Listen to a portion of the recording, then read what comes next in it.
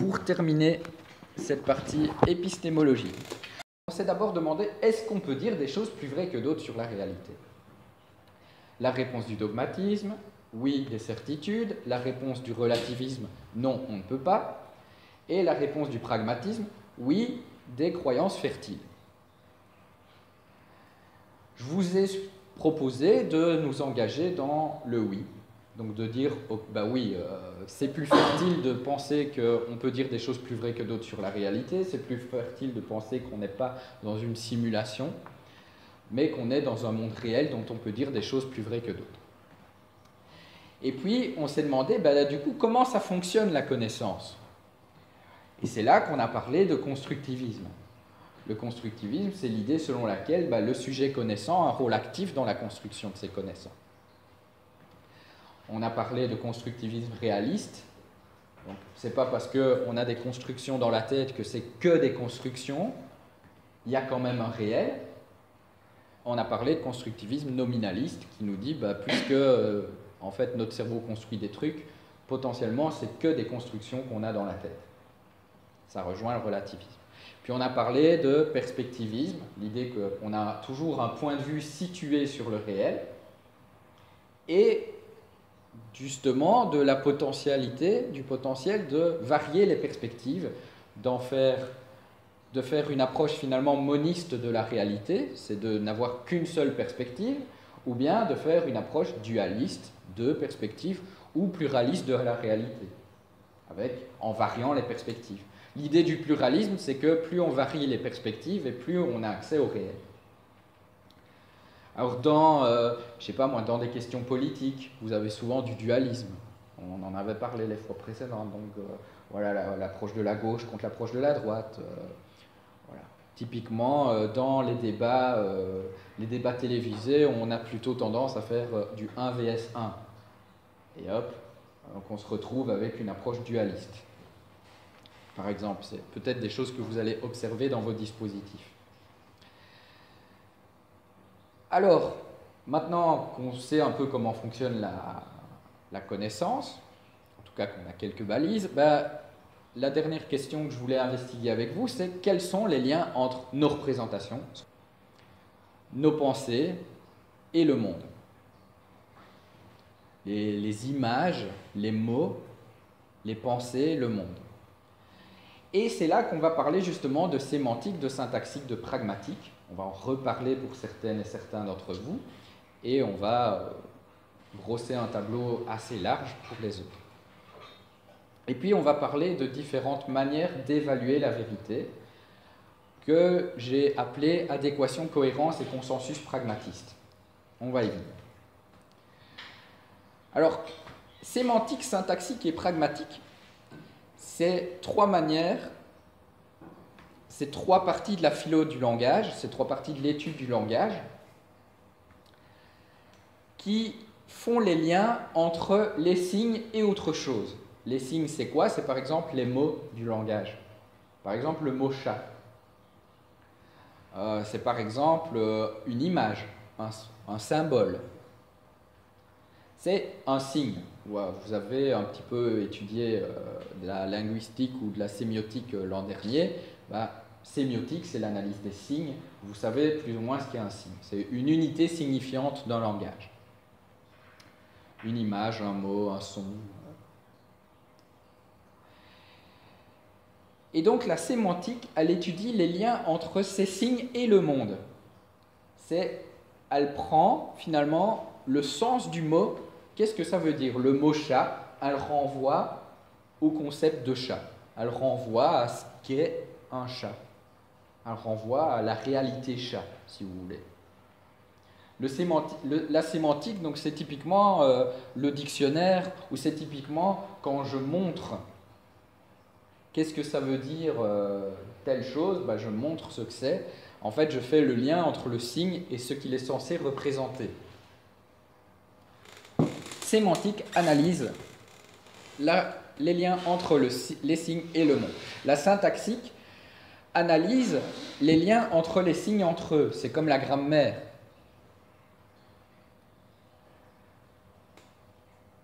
Donc, les liens entre les signes entre eux, c'est la syntaxique, la grammaire, syntaxe, la syntaxe d'une phrase, la forme. Donc, comment les signes font sens entre eux, comment un verbe et un sujet fonctionnent ensemble, par exemple. Et puis, la pragmatique, elle interroge les liens entre les signes, les usagers, et donc les effets aussi de ces signes. On a notamment la phrase de Austin hein, qui dit « qu'en dire, c'est faire ». Donc, on sait qu'on a des actes notamment perlocutoires, tout à fait. Donc, illocutoires, perlocutoires. Donc, les mots du langage, les phrases, sont également parfois des actes. Dire « je promets », c'est promettre. C'est faire l'acte de promettre. Donc, ce n'est pas juste quelque chose qui renvoie à une réalité, ça crée la réalité à laquelle ça renvoie. Dire « je promets », c'est promettre.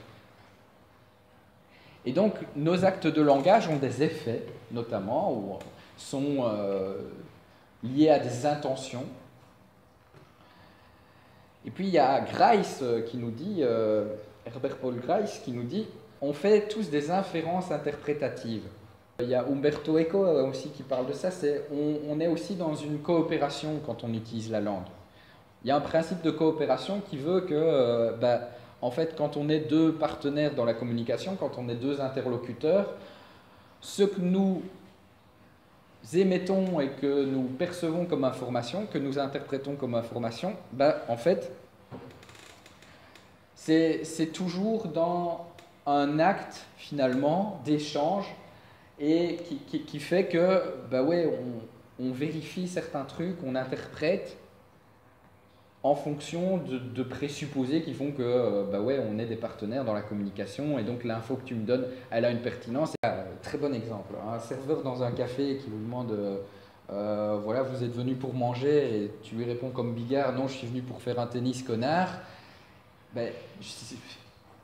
C'est une question rhétorique, c'est une manière d'inviter à passer commande. Voilà. Donc, dans le langage, on fait tous ces trucs-là. On a tous ces moments où, en fait, on dit des phrases et puis elles signifient d'autres trucs par inférence. Voilà. Et donc, forcément, qui sait bien que tu n'es pas venu faire un tennis, Jean-Marie. Voilà. Pour la vanne, c'est comique, justement, de se rendre compte tout ce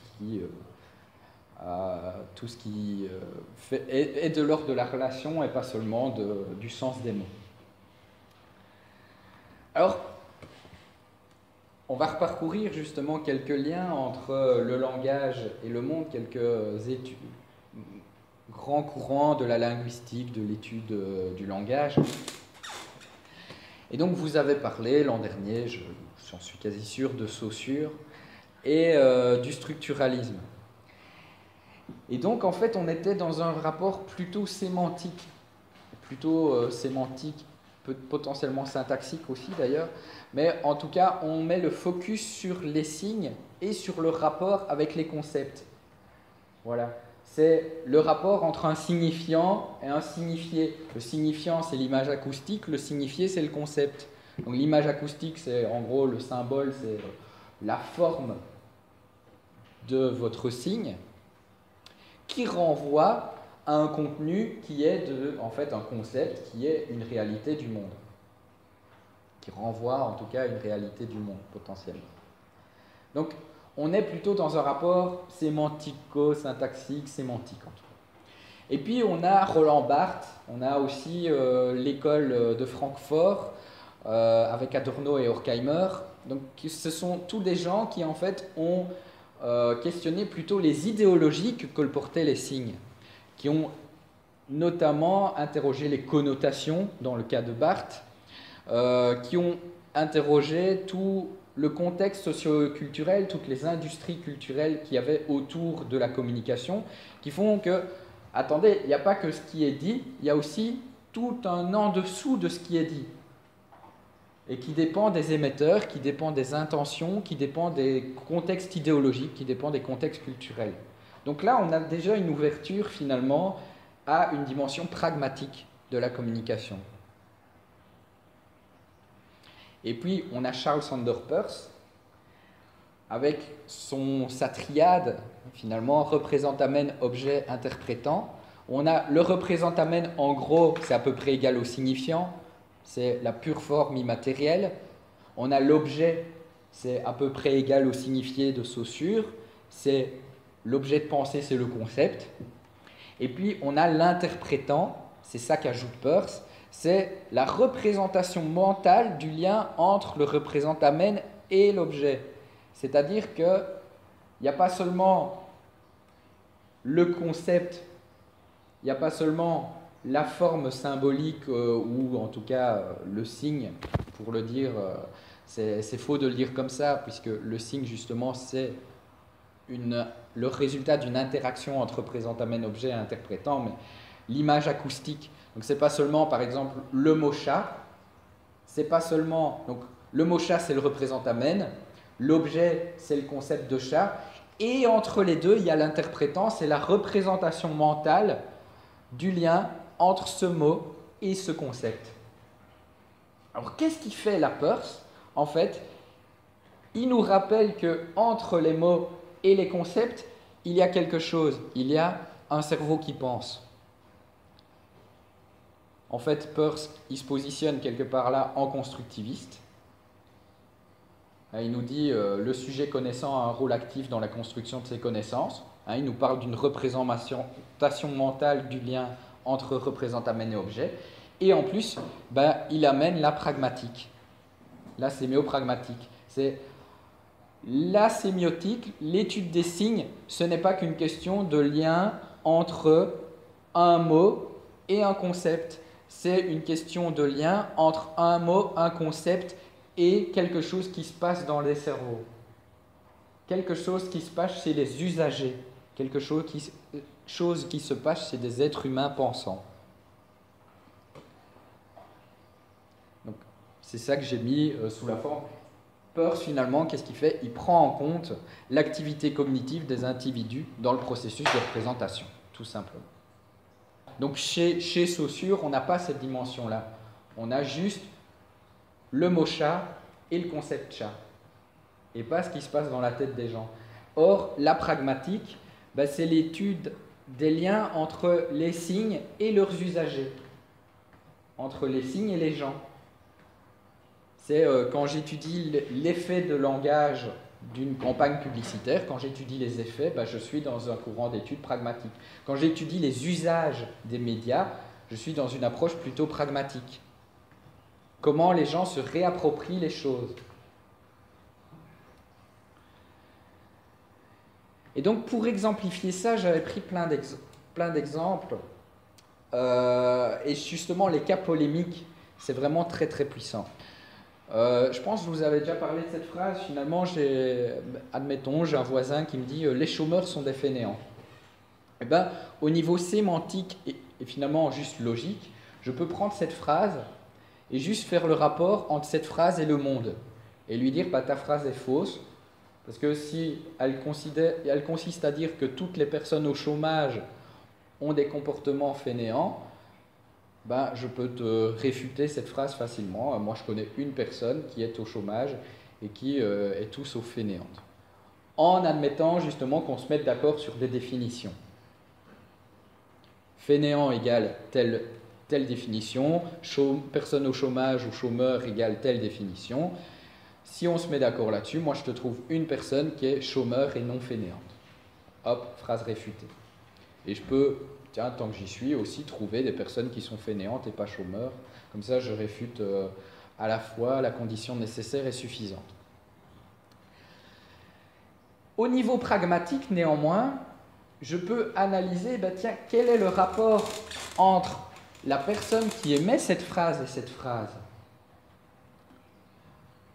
Interroger les raisons qui font dire à cette personne que les chômeurs sont des fainéants. Justement, le fait peut-être qu'il a vu son voisin de gauche, moi je suis son voisin de droite, il a vu son autre voisin qui est une personne au chômage et qui se lève tous les jours à midi alors que lui il doit se lever à 6 h du mat. Et ça le fait chier, il a un sentiment d'injustice. En plus, il ne gagne pas beaucoup, il a des problèmes pour terminer son mois, et peu importe. Donc, il ne s'agit pas, je ne suis pas en train de dire il faut faire de la psychologie de comptoir. Ce qu'il y a, c'est juste de se rendre compte que derrière une phrase, il y a des intentions de communication, il y a aussi des effets, il y a aussi des enjeux. Derrière cette phrase-là, en fait, ce que cette personne nous dit, c'est peut-être juste, ben en fait, moi je trouve que notre système politique est inéquitable. C'est quand même vachement différent que de dire les chômeurs sont des fainéants. Et donc, en interprétant suffisamment, eh bien, cette phrase fausse peut me dire quand même quelque chose de la réalité, et notamment de la réalité des usagers, des raisons de croire de cette personne, des raisons de dire les choses de cette personne, qui font que je ne vais pas être d'accord avec la phrase, mais que je peux être d'accord avec, je ne sais pas moi, les émotions qu'elle génère chez lui, que la situation génère chez lui. Alors il y avait, je ne sais pas si vous avez suivi, maintenant on en parle un peu moins, mais à chaque fois qu'on parlait d'études de genre en France, eh bien il y avait une grosse polémique, ne serait-ce que sur le terme. En fait, il y avait justement des querelles sémantiques et on avait un dualisme assez fort. Donc là, justement, étude de cas un peu en live, dualisme assez fort avec des gens qui disaient « Non, on ne veut pas qu'on nous impose la théorie du genre ». Qu'est-ce que voulait dire la théorie du genre? C'était, selon les détracteurs des questions de genre, c'était dire, en fait, les gens qui viennent nous parler du genre, ce sont des propagandistes qui veulent nous imposer une vision totalement égalitaire des représentations hommes-femmes. Et ils y opposaient un bon vieux courant de les hommes sont comme ceci, les femmes sont comme cela, et c'est comme ça que doivent se passer les relations. À l'inverse, ben justement, on parle plutôt d'études de genre. Études de genre, au pluriel d'ailleurs, c'est pas... Donc, si on se situe au niveau sémantique, ben, on distingue déjà la théorie du genre, qui est un terme utilisé par les détracteurs, des études de genre, c'est juste une discipline ou un courant, un ensemble de disciplines scientifiques qui étudient les différences non biologiques entre les hommes et les femmes, entre les genres. Alors quand je dis non biologique, justement, ben, ça vaut le coup, au niveau sémantique toujours, de distinguer c'est quoi la différence entre sexe et genre. Le sexe, c'est un donné biologique, et le genre, c'est un construit culturel. Donc, tant qu'on se situe à des niveaux sémantiques, on peut dire ça. Sauf que ça vaut même encore plus le coup d'aller en profondeur quand on a des positions du genre « il faudrait parler des études de genre à l'école ». On pourrait se demander, bah tiens, les gens qui se demandent ça, quelles sont les raisons, quels sont les arguments pragmatiques finalement, quels sont les enjeux pragmatiques d'être partisans des études de genre à l'école. De même, quelles sont les raisons pragmatiques d'être opposant aux études de genre à l'école. Je peux avoir la même définition que des personnes qui sont pour les études de genre et pourtant être contre. A contrario, je peux me baser sur une définition de la théorie du genre et être contre, etc., etc. Donc derrière des mêmes niveaux sémantiques, derrière des mêmes définitions finalement, eh ben, on a plusieurs prises de position qui, elles, se situent de l'ordre de la pragmatique. Comment les gens se réapproprient les mots, comment les gens se réapproprient les formes de langage. Et donc, par rapport à ce concept-là, déjà, ça me semble super intéressant juste de relier quel terme, quel genre de personne utilise. Déjà, le fait de relier la théorie du genre, en gros, avec des courants conservateurs qui sont opposés aux études de genre, et l'usage du terme études de genre, plus neutre, moins connoté, à ses partisans, eh ben, ça permet de mieux comprendre les enjeux de la polémique. Juste le fait de relier une définition à un type d'émetteur, à un ensemble d'émetteurs. C'est déjà une réflexion pragmatique. Alors, il y a Claude Guéant, c'était notamment un ministre de Sarko. Il dit « Toutes les civilisations ne se valent pas ». Alors là, c'est pareil, hein, finalement, on peut relier des définitions du mot civilisation à des courants politiques et idéologiques. Et donc, juste le fait de faire ça, eh ben, ça permet de mieux comprendre les enjeux. Et donc, si je dis toutes les civilisations, en fait, civilisation, c'est comme culture. En gros, posture d'un gars d'extrême droite qui dit bah, Guéant, il a raison, hein, moi, j'ai le droit de préférer la musique classique au tam-tam. Sick, hein. Bruno Grolny, je crois, qui a dit ça. Ben, en fait, là, il prend une manière d'interpréter le mot civilisation. Une autre manière d'interpréter le mot civilisation, c'est tous les systèmes politiques ne se valent pas, tous les régimes politiques ne se valent pas.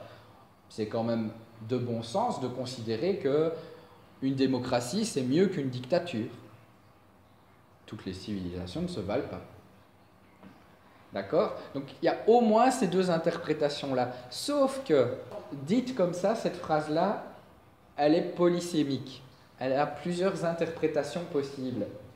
Et le fait de faire comme si il était évident justement qu'il faille privilégier une interprétation plutôt qu'une autre sans le dire, bah, typiquement c'était une manière de faire du pied à des électeurs d'extrême droite tout en disant mais non, non, non, moi je ne suis pas raciste.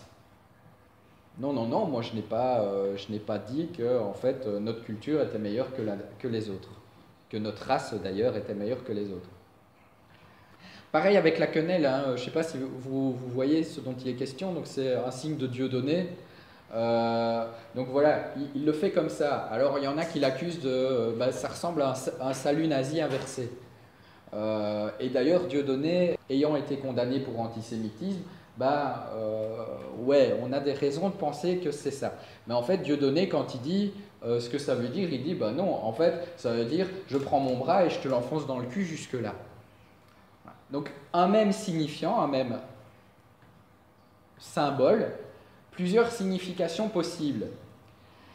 Sauf que Dieudonné, là où c'est délicat, c'est qu'il se rend bien compte qu'il a une base populaire, donc une base de fans, qui sont pour la seconde interprétation, c'est-à-dire qui sont pour le fait de dire en fait c'est un symbole antisémite,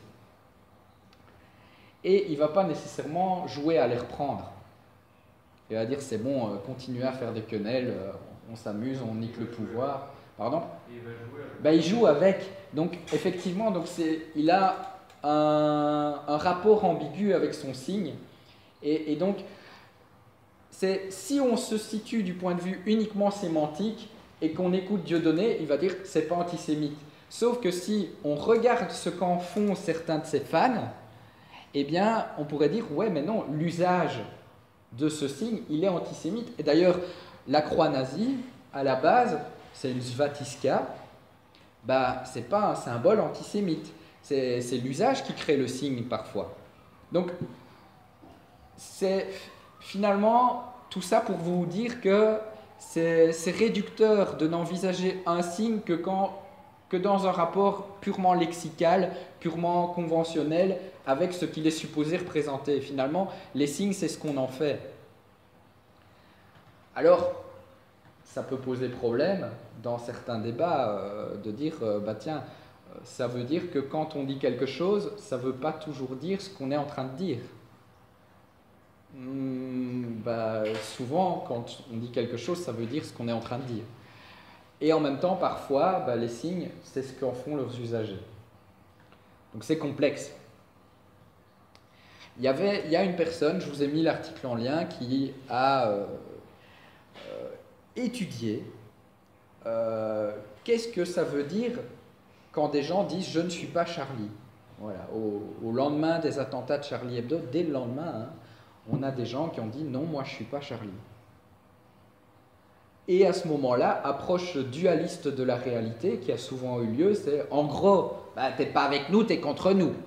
Donc, si t'es Charlie, ça veut dire t'es dans les gentils, ou bien t'es pas Charlie, t'es dans les terroristes. Voilà, dualisme. Non, qu'est-ce que ça veut dire je ne suis pas Charlie? Derrière la multiplicité de prises de parole je ne suis pas Charlie, qu'est-ce que ça veut dire? Ça veut ça peut vouloir dire je ne suis pas d'accord avec les terroristes et en même temps je ne me reconnais pas derrière la manière de caricaturer de Charlie Hebdo. Ça peut être je n'ai pas envie de me retrouver dans une identité nationale formatée qui est dictée par et qui est utilisée à des fins propagandistes.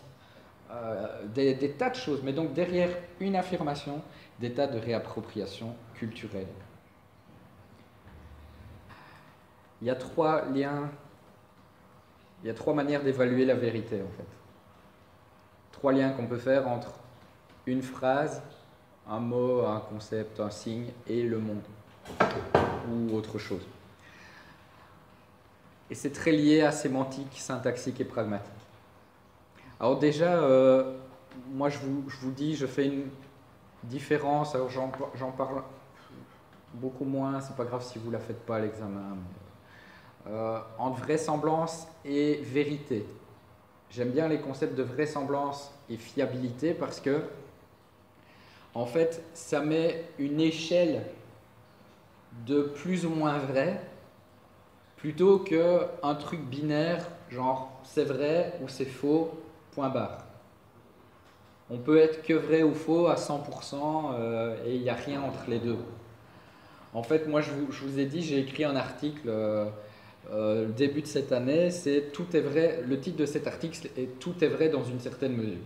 C'est une position philosophique que je prends le temps de développer, qui est complexe ici à vous dire en deux mots, quoi. Et cette phrase-là, d'ailleurs, il faut la prendre dans un certain sens, dans une certaine mesure. Donc ça ne veut pas dire que tout est vrai au sens d'un relativisme. Si tout est vrai, finalement, rien n'est vrai. Enfin, tout se vaut, finalement. Ce n'est pas le cas.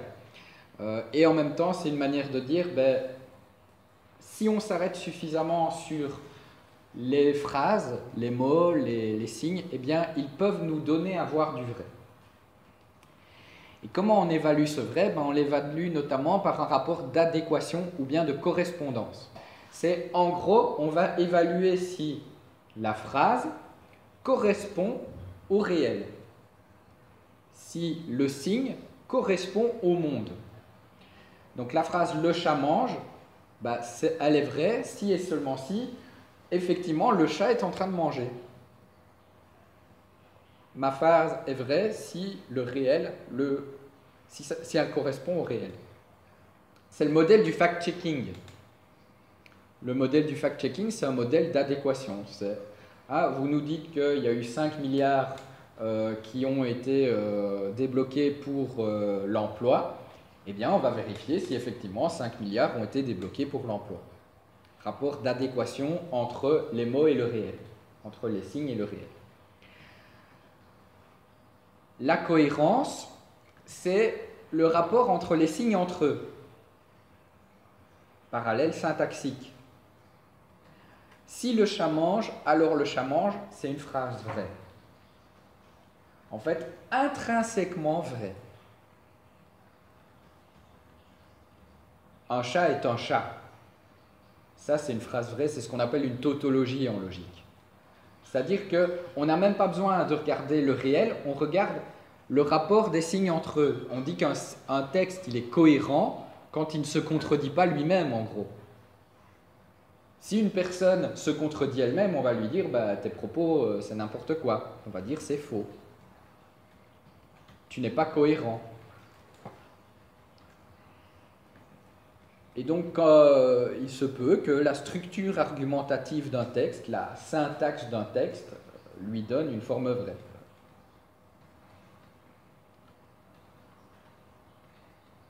Et puis, la dernière manière d'évaluer, en fait, c'est le consensus pragmatiste. C'est-à-dire que la phrase « le chat mange » est vraie lorsque tout le monde est d'accord pour dire que le chat mange. Donc, il y a une communauté de gens qui se mettent d'accord parce que c'est fertile pour eux, parce que ça a des impacts pratiques. C'est ce qui relie finalement la pragmatique et le pragmatisme. Donc la pragmatique, c'est un courant d'étude du langage qui interroge les liens entre les signes et leurs usagers. Et le pragmatisme, ben, c'est ce qui dit, c'est ce qui prend en compte finalement la fertilité d'une croyance dans notre agir au quotidien. Tiens, je vais croire que la science, ça nous donne à avoir du vrai, parce que ça fonctionne. Parce que la mécanique, bah, ça a permis de créer des voitures. Et que les voitures me permettent de me déplacer d'un point A à un point B. Rapport pragmatiste à la connaissance. Et donc, la phrase, finalement, le chat mange, bah, elle peut être rendue vraie par les trois manières de voir la réalité. Parfois, on est d'accord qu'on fasse de l'adéquation, de la cohérence ou du consensus pragmatiste, mais parfois, ce n'est pas le cas. Parfois, ce n'est pas le cas, c'est juste, en fait, la phrase n'est pas en rapport avec le réel, le propos est incohérent, sauf que y croire, eh ben, il y a de sérieuses raisons. C'est comme tout à l'heure, je vous disais, la phrase « les chômeurs sont des fainéants », tous les chômeurs sont des fainéants, ben, en fait, elle est fausse. Potentiellement, la personne qui me dit ça, ben, si on discute entre nous, elle aura un discours incohérent. Et en même temps, derrière cette phrase-là, eh bien, il y a des enjeux, des impacts pratiques de cette croyance. Il y a un positionnement social. Il y a des émotions, il y a voilà, tout ce qu'il y a derrière la pragmatique. Il fait que bah, tenir de tels propos, c'est une manière rapide de se positionner et ça a du sens pour la personne qui les tient. Ça ne veut pas dire qu'elle a raison, mais elle a des raisons de le croire, de le penser, de le dire.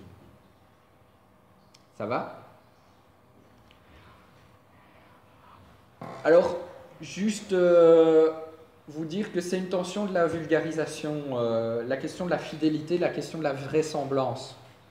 Est-ce que vulgariser, c'est tromper? Est-ce que quand je change des mots, quand je dévoie un peu la signification pour faire que c'est peut-être moins fidèle au réel, eh bien, c'est nécessairement tromper. Est-ce que, par souci de communicabilité, par souci de simplification, par exemple, est-ce que je peux dénaturer le rapport au réel?